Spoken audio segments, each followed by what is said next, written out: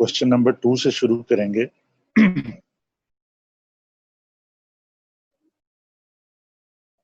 Last lecture में हमने question number 1 complete किया था।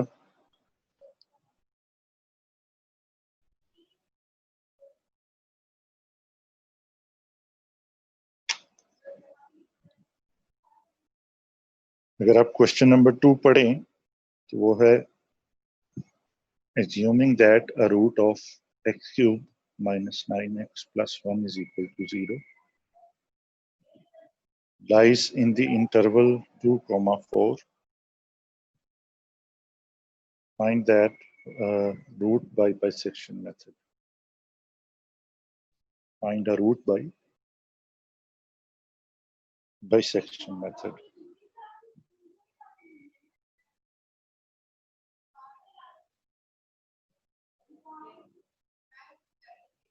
अली शहबाज, आपको आवाज आ रही है? जी सर, आ रही है। ठीक है, तो जी क्वेश्चन जरा गौर से एक दफा पढ़ लें कि फर्ज करें X cube minus 9x plus 1 is equal to 0। इसमें से आपको एफ ऑफ एक्स क्या मिलेगा? X cube minus 9x plus 1। F of X वो सारा का सारा एक्सप्रेशन होता है जो अगर राइट हैंड साइड पे 0 कर दें और बाकी सारी नंबर्स को उठा के लेफ्ट हैंड साइड पर ले आए, फिर आपको एफ ऑफ एक्स मिलता है। कभी कभी क्वेश्चंस में ये दे दिया जाता है और कभी कभी ये खुद बनाना पड़ता है। तो इस क्वेश्चन में एफ ऑफ एक्स दिया हुआ है और ये भी बताया गया है कि इसका रूट जो है वो 2 और 4 के दरमियान में कहीं पर है। तो आप वो रूट तलाश करें जो 2 और 4 के दरमियान में है। तो हम नेक्स्ट स्लाइड पे चलते हैं इसके सॉल्यूशन की तरफ।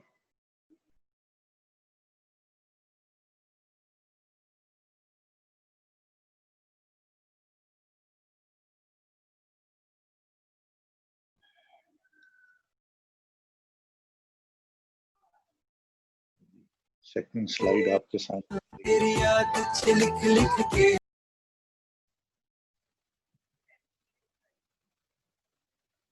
तो यहाँ से सॉल्यूशन शुरू हो रहा है। अगर आप देखें सेकंड क्वेश्चन का,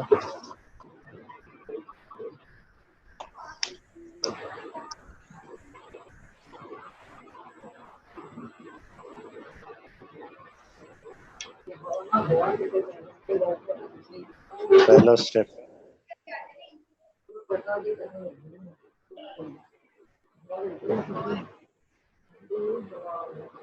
ज़हर ज़िया या अपना माइक बंद कर दें।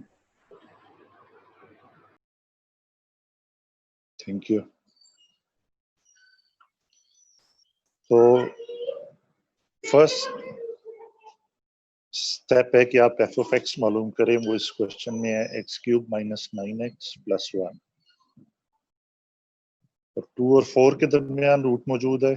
तो पहले 2 पर देख लें, फंक्शन की वैल्यू नेगेटिव निकल रही है। फिर 4 पर चेक कर लें तो फंक्शन की वैल्यू पॉजिटिव है, यानी रूट इस फंक्शन का 2 और 4 के दरमियान में मौजूद है, क्योंकि इनके साइंस बदल रहे हैं। एफ ऑफ एक्स के 2 पर नेगेटिव है, 4 पर पॉजिटिव है। तो इसका मतलब है पिछले क्वेश्चन की तरह हम 2 और 4 को हाफ कर लेंगे, बाइसेक्ट कर लेंगे ऐड करके, तो वो निकलेगा 3। एक्स नॉट आपके पास है 3। अब आप देख लें 3 पर फंक्शन की वैल्यू पॉजिटिव है, तो पिछले स्टेप में जब फंक्शन की वैल्यू नेगेटिव थी तो तब 2 था। तो अब आपका रूट जो है वो 2 और 3 के दरमियान में, तो जो x1 है वो 2 और 3 के दरमियान में पाया जाएगा। उसे आप जी सर, मैंने अभी ज्वाइन किया, काइंडली आप शुरू से बता दें ये x cube minus 9x plus 1 से। ठीक है जी, मैं दोबारा बता दूं। Thank you sir. वेलकम। आज का क्वेश्चन है assuming that a root of x cube minus 9x plus 1 is equal to 0 lies in the interval 2, 4. Find a root by bisection method. Question में सबसे पहले आपने एफ ऑफ एक्स तलाश करना होता है, और वो आपको तभी नजर आता है जब आप राइट हैंड साइड पे 0 ले आए और बाकी तमाम मिकदारों को, क्वांटिटीज को उठा के लेफ्ट हैंड साइड पर ले लें। जब आप सारी क्वांटिटीज को लेफ्ट हैंड साइड पर ले आते हैं और आपकी जो राइट हैंड साइड है वहां पर 0 आ जाता है, तो आपको एफ ऑफ एक्स मिल जाता है। यानी लेफ्ट हैंड साइड पर जो सारी की सारी क्वांटिटी है वो एफ ऑफ एक्स कहलाती है। इस क्वेश्चन में कहा गया है कि आपका रूट जो है वो 2,4 के दरमियान में मौजूद है, यानी 2 और 4 के दरमियान में। आपने वो रूट तलाश करना है कि वो दरमियान में है किधर और क्या है। तो पहला स्टेप सॉल्यूशन का यही है। ये तो था क्वेश्चन। सेकंड स्लाइड पर आ जाएं जो आपके सामने है। सबसे पहले आप एफ ऑफ एक्स लिखते हैं।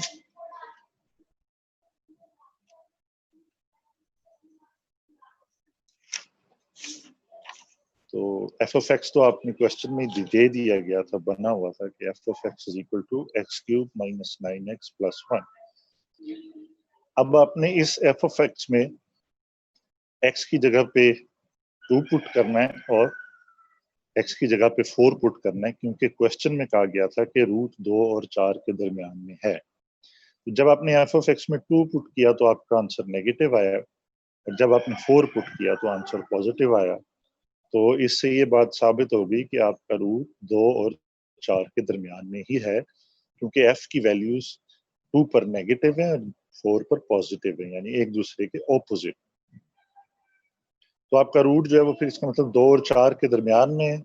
तो आप एक्स नॉट मालूम कर लें, 2 + 4 divided by 2 is equal to 3। तो आपके पास एक्स नॉट आ जाएगा जिसकी वैल्यू 3 है। फिर 3 पर आप एफ ऑफ 3 मालूम करें तो उसका आंसर पॉजिटिव आएगा। पिछली वाली आइट्रेशन में जब आपने फंक्शन में 2 पुट किया था तो आंसर नेगेटिव आया था। तो गोया अब आपका रूट 2 और 4 के दरमियान में नहीं बल्कि 2 और 3 के दरमियान में होगा, और आप रूट के ज्यादा करीब पहुंच गए।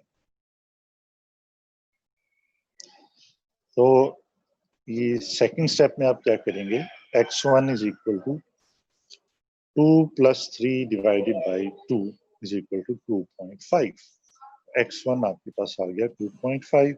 आप x1 पर यानी 2.5 पर जब फंक्शन की वैल्यू मालूम करेंगे तो वो नेगेटिव निकलती है। पिछले स्टेप में 3 पर पॉजिटिव निकलती थी। तो अल्टरनेटिंग साइन को मलहूज़े खातिर रखते हुए आपका जो रूट है अब किसके दरमियान होगा, 2.5 और 3 के दरमियान, और आप रूट के ज्यादा नजदीक हो गए। तो अगेन x2 मालूम करें, यानी 2.5 और 3 को ऐड करें और 2 पर डिवाइड कर दें, आंसर 2.75 आ जाएगा। इसी तरह से अब आपका x3 कैसे निकलेगा, क्योंकि आपका रूट 2.75 और 3 के दरमियान में है, तो आप उसे 2 से डिवाइड कर देंगे ऐड करके दोनों क्वांटिटीज को, तो आपका आंसर आ जाएगा 2.875। एफ ऑफ x3 मालूम करें तो वो नेगेटिव निकलेगा। पिछले वाली एक पॉजिटिव वैल्यू की तरफ ध्यान दें तो आपको पता लगेगा कि अब आपका रूट जो है वो 2.875 और 3 के दरमियान में। और x4 आपके पास कैसे निकलेगा कि आप 2.875 + 3 को डिवाइड कर दें 2 से, तो आपके पास x4 की वैल्यू भी निकल आएगी। तो ये स्लाइड यहाँ पर मुकम्मल हुई। हम अगली स्लाइड की तरफ चलते हैं। यहाँ पर हमने x4 तक इस क्वेश्चन को सॉल्व कर लिया था, आगे x5 आएगा।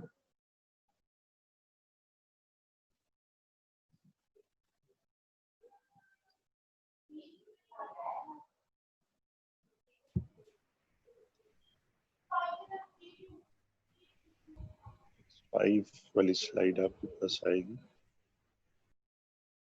ये थर्ड स्लाइड है।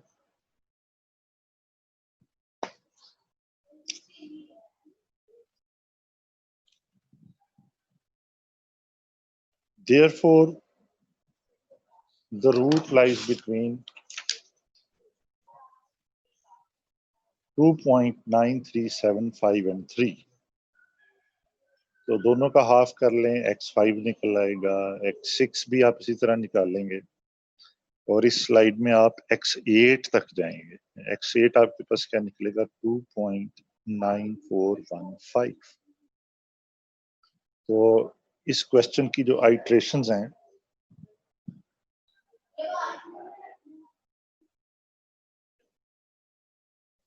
इस क्वेश्चन की जो आइट्रेशंस हैं आपके पास, वो टोटल हम करेंगे 13 आइट्रेशंस इसकी करेंगे। तो नेक्स्ट स्लाइड पर हम चलते हैं।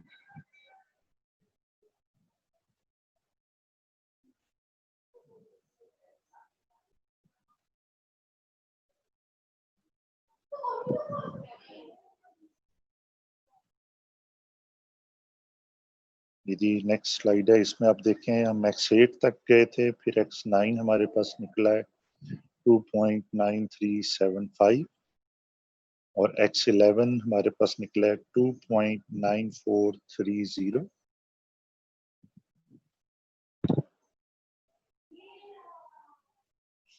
और x11 हमारे पास निकला है 2.9430। दरमियान वाली आइट्रेशंस जो हैं वो आप खुद भी सॉल्व कर सकते हैं। x13 हमारे पास निकलेगा 2.942875। गौर करें कि x12 जो है वो आपके पास है 2.94275 और x13 जो है यानी 13वीं आइट्रेशन 13th टाइम्स आपने इस आइट्रेशन को किया है, 13th आइट्रेशन है कि 2.942875। आप आखिरी दोनों आइट्रेशन यानी कि 12वीं और 13वीं आइट्रेशन के दरमियान में देख सकते हैं रिजेम्बलेंस कितनी है। तो 2.942 यहाँ तक आंसर रिपीट हुआ है, तो गोया 3 डेसिमल प्लेसेस तक आपका आंसर सही है। तो फिर आपका रूट क्या बनेगा 2.942, ये आपका रूट बन जाएगा। तो ये 3 डेसिमल प्लेसेस तक रिपीट हो रहा है, तो ये 3 डेसिमल प्लेसेस तक एक्यूरेट है। सर इसीलिए यहाँ पे स्टॉप हम कर देंगे कि इधर रिजेम्बलेंस आ गई है। बिल्कुल आपने सही कहा है कि अगर तो सवाल में आपको कह दिया जाता है कि भाई 3 डेसिमल प्लेसेस तक एक्यूरेट होना चाहिए आंसर, तो आपका आंसर जो है वो ये बिल्कुल ठीक था, क्योंकि ये 3 डेसिमल प्लेसेस तक एक्यूरेट है। अगर आपको 4 का कह दिया जाता तो फिर शायद आपको 2-4 आइट्रेशंस और करनी पड़ती, फिर आपको 4th डिग्री की एक्यूरेसी मिलती।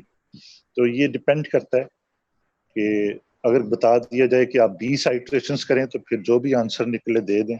अगर बता दिया जाए कि 3 डेसिमल प्लेसेस तक एक्यूरेट करें तो इस क्वेश्चन की तरह उसमें 13 आइट्रेशंस आपको जरूर करनी पड़ेंगी, वरना आपको एक्यूरेसी अटेन नहीं होगी। तो हर लिहाज से आप इस बात को समझ सकते हैं कि आंसर वही होता है जो रिपीट हो, जो एक्यूरेट आंसर उतना ही होता है जितना कि वो रिपीट हो।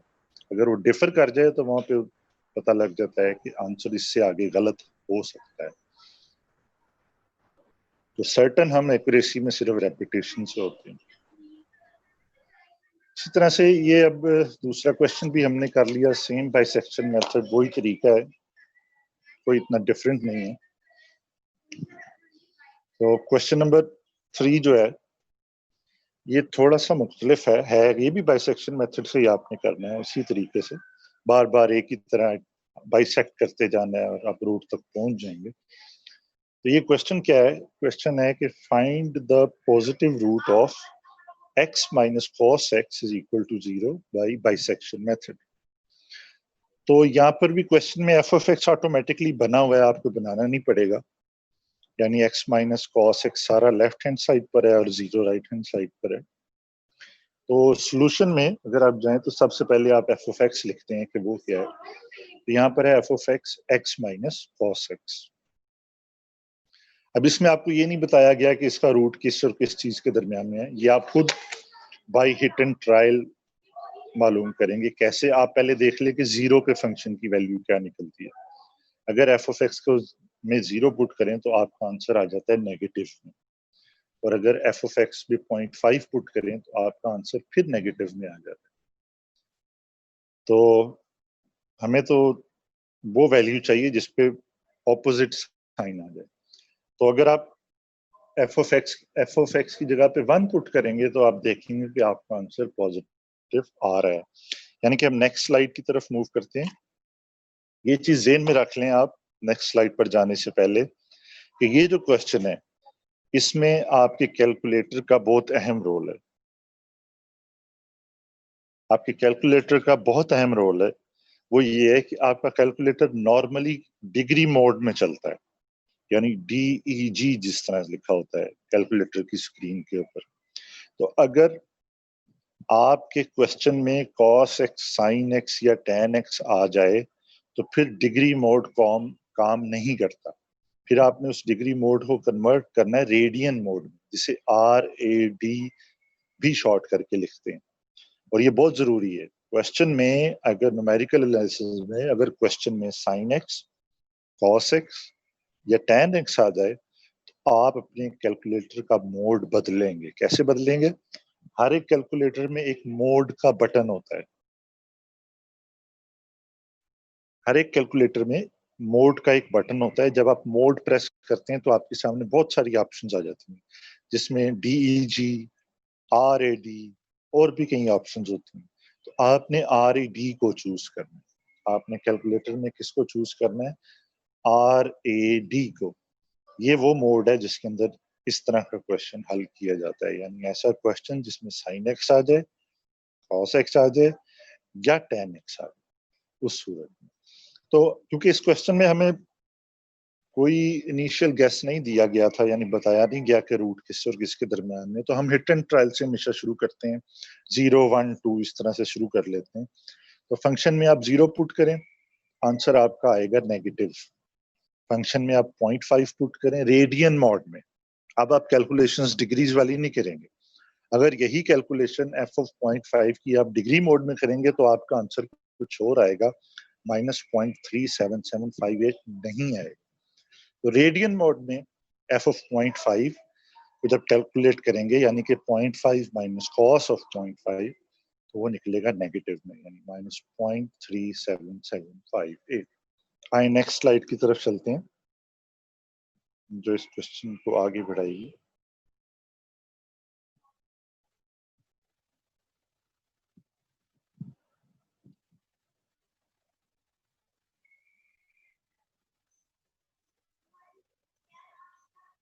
जी आगे चलते हैं इससे।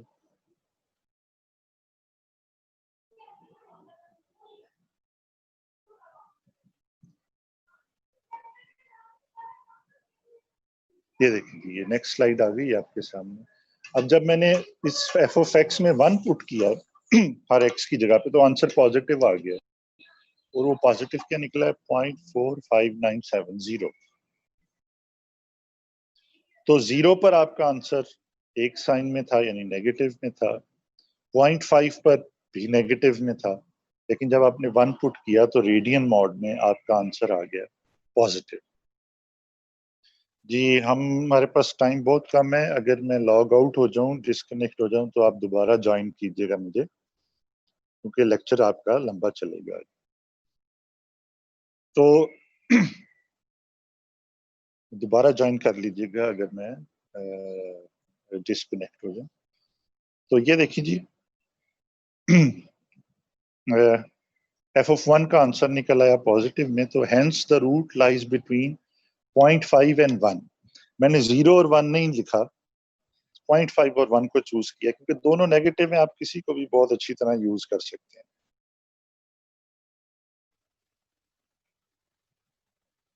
तो सर रूट हमेशा पॉजिटिव और नेगेटिव के दरमियान ही लाई करेगा। हाँ जी, रूट जो है वो हमेशा रूट फंक्शन की पॉजिटिव वैल्यू और फंक्शन की नेगेटिव वैल्यू के दरमियान में होगा। जिस पर पॉजिटिव आई है वो एक एंड होगा, जिस पर नेगेटिव आई है वो दूसरा एंड होगा। जैसे इस ठीक क्वेश्चन सर। में आपने कहा है कि 0.5 पर आंसर नेगेटिव था, 1 पर पॉजिटिव था, तो इस वजह से अब आपका रूट किसके दरमियान में है? 0.5 और 1 के दरमियान। और ये हमेशा ऐसे ही होता है, ये कभी भी ये बात गलत नहीं होती न्यूमेरिकल एनालिसिस में। पूरे न्यूमेरिकल एनालिसिस में अगर आपको रूट तलाश करना है तो पहले आपको अंदाजा लगाना पड़ेगा कि फंक्शन पॉजिटिव कब हो रहा है और फिर नेगेटिव कब हो रहा है, या फंक्शन नेगेटिव कब हो रहा है और फिर पॉजिटिव कब हो रहा है। दोनों सूरतों में ऐसे हो सकता है। तो आपका एक्स नॉट जो है वो या तो 0.5, अब मैं 0 और 1 भी लिख सकता था, लेकिन वो ज्यादा डिस्टेंस है 0 से 1 तक। 0.5 से 1 तक थोड़ा डिस्टेंस है, तो मैं 0.5 और 1 को ही ले लेता हूँ और उसका हाफ कर लेता हूँ, तो एक्स नॉट आ जाएगा 0.75। फिर 0.75 को मैंने फंक्शन में पुट किया, उसकी वैल्यू मालूम की, रेडियन मोड में वो पॉजिटिव निकली। तो अब मेरा रूट जो है वो 0.5 से 0.75 के दरमियान में पाया जाएगा। यानी आप उस 0.5 और 0.75 को ऐड करके डिवाइड कर दें तो आंसर आएगा 0.625। तो x1 आपका होगा 0.625। अब इस x1 को अगर आप फंक्शन में पुट करें तो आंसर नेगेटिव आता है। तो x2 आपके पास इसी तरह से किस किस के दरमियान में होगा, 0.625 और 0.750 के दरमियान। इसी तरह से आप x3 भी कैलकुलेट करेंगे। तो ये स्लाइड x3 पर खत्म हो रही है। तो नेक्स्ट जो है वो x4 होगा। आए हम x4 को जरा देख लेंगे वो क्या निकलता है। नेक्स्ट स्लाइड पर मौजूद है।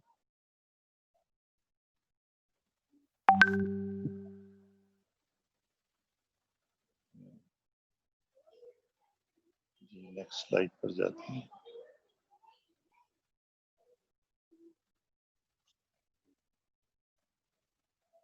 जी, ये हमारे पास नेक्स्ट स्लाइड है।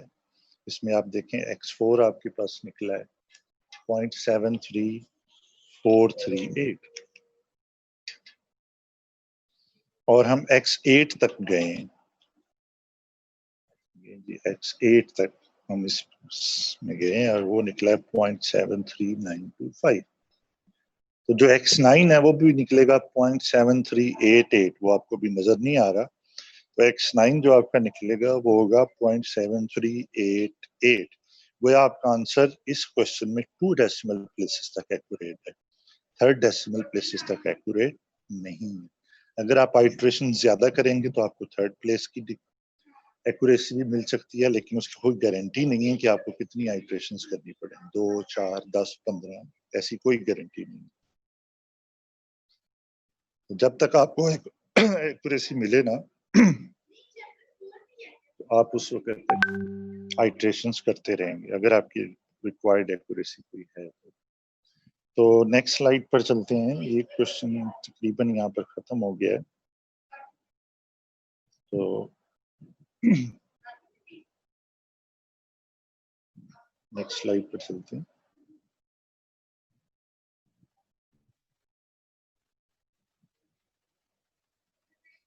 ये देखेंगे x9 आपके पास 2 डेसिमल प्लेसेस तक एक्यूरेट आंसर है। तो इस क्वेश्चन में थोड़ा सा फर्क ये था कि आप हर क्वेश्चन डिग्री मॉड में हल नहीं करेंगे। अगर आपके पास कोई क्वेश्चन भी साइन, कॉज या टैन में आया, आप उसके लिए सबसे पहले कैलकुलेटर का मोड बदलेंगे। अगर आपने मोड न बदला तो आप गुम जाएंगे इस मैथ्स के क्वेश्चन को सॉल्यूशन तलाश करते हुए। तो रेडियन मोड कंपलसरी है अगर क्वेश्चन में ट्रिग्नोमेट्रिक फंक्शन आया हो। ये क्वेश्चन थोड़ा सा डिफरेंट है, बाइसेक्शन का ही है कि इसमें थोड़ा जो एफ ऑफ एक्स है वो थोड़ा लेंथी है आपके सामने में।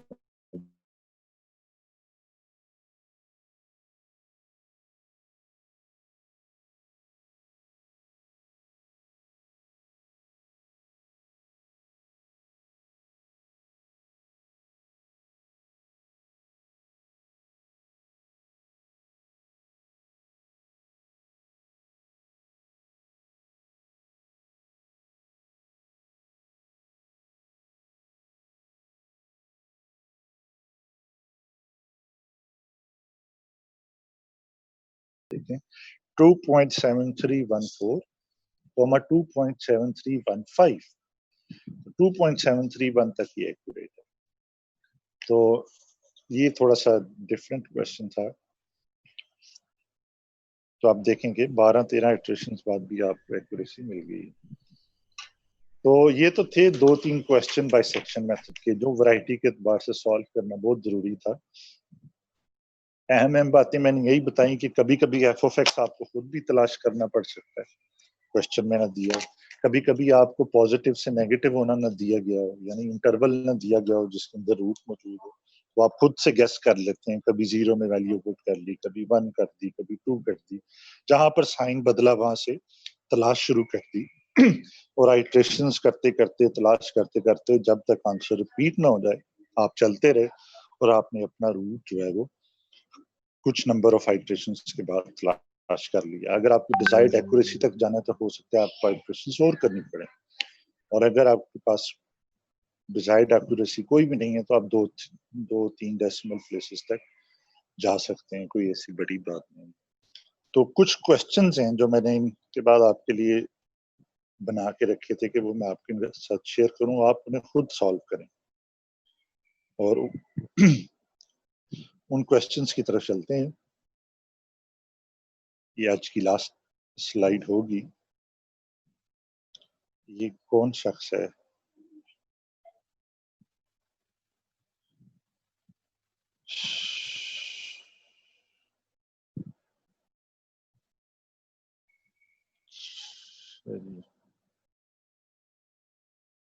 जी, तो हम लास्ट स्लाइड की तरफ आ गए हैं।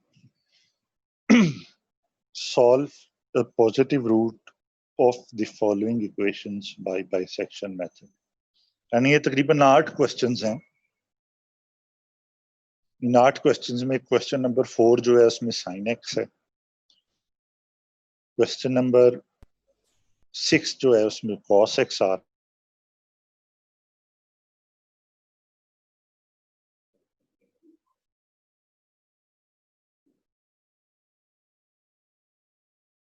तो इसमें टोटल 8 क्वेश्चंस हैं। सारे के सारे आपने बाइसेक्शन की प्रैक्टिस में सॉल्व करने हैं। तो ये जो सारे के सारे 8 क्वेश्चंस हैं, ये बाइसेक्शन मेथड को सॉल्व करने में आपकी प्रैक्टिस के लिए बहुत मदद करेंगे।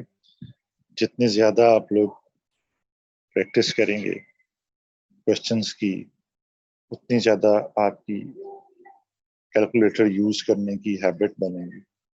और विदाउट कैलकुलेटर आप कोई क्वेश्चन भी इस सब्जेक्ट में सॉल्व नहीं कर सकते। तो इतना प्रैक्टिस करें कि आपके हाथ जो है कैलकुलेटर के ऊपर सही तरह से चलें, टाइमली चलें। जैसे कंप्यूटर में आप टाइपिंग करते हैं, वैसे कैलकुलेटर भी आपको यूज टू होना पड़ेगा इन क्वेश्चंस को सॉल्व करने के लिए।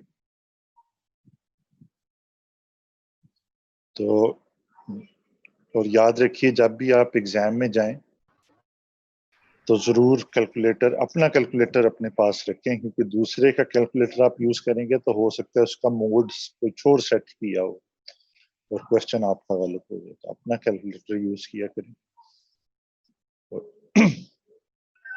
तो हम पहुंच गए थे तकरीबन इस एक्सरसाइज की तरफ, जिसमें तकरीबन 8 क्वेश्चंस मौजूद हैं। और इसमें देखिए कि क्वेश्चन नंबर 6 में साइन एक्स है, क्वेश्चन नंबर 4 में साइन एक्स है, क्वेश्चन नंबर 6 में कॉस एक्स है, क्वेश्चन नंबर 8 में फिर से कॉस एक्स है। मैंने आपको अभी अभी बताया था कि जिस क्वेश्चन में साइन एक्स या कॉस एक्स हो, आप उसके लिए कैलकुलेटर का जो मोड यूज करेंगे वो रेडियन मोड होगा, यानी कि RAD मोड। उसके बगैर क्वेश्चन सॉल्व नहीं हो सकता। तो पहला क्वेश्चन है, इसमें डिग्री मोड आप रख सकते हैं, कोई फर्क नहीं पड़ेगा इससे। x³ - 4x - 9 is equal to 0। इसका रूट जो है वो आगे ब्रैकेट्स में आपको आंसर बता दिया गया है, 2.7065। तो सेकंड क्वेश्चन है x³ + 12x² is equal to 4x + 4.8। अब इसमें देखिए f(x) आपको दिया नहीं गया, आपको बनाना पड़ेगा। 4x को उधर ले जाएं वो -4x हो जाएगा, प्लस 4.8 को भी लेफ्ट पर ले जाएं वो माइनस में आ जाएगा, और इज इक्वल टू 0 आपके पास आ जाएगा। तो इसमें f(x) बनाकर आपने रूट तलाश करना है, तो वो इसका आंसर निकलेगा -1.2। थर्ड क्वेश्चन में ex is equal to 3x, इसका आंसर निकलेगा 0.6190। इसमें भी आप f(x) बनाएंगे तो क्या होगा, ex - 3x। तो फोर्थ क्वेश्चन में भी आपको f(x) बनाना पड़ेगा, आंसर इसका निकलेगा 0.391847। फिफ्थ क्वेश्चन में आंसर निकलेगा 0.322 और सिक्स्थ क्वेश्चन में 0.666। सो सेवंथ और एट क्वेश्चन के आंसर भी आपके सामने मौजूद है। एट्थ क्वेश्चन में भी आप रेडियन मोड यूज करेंगे। जहां पर मैंने RAD नहीं लिखा, वहां पर आप डिग्री मोड यानी DEG मोड भी इस्तेमाल कर सकते हैं। ये प्रैक्टिस क्वेश्चन है, जरूर हल कीजिए।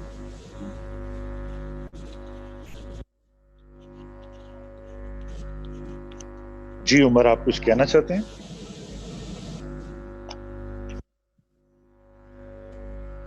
उमर, आप कुछ कहना चाहते हैं? No sir.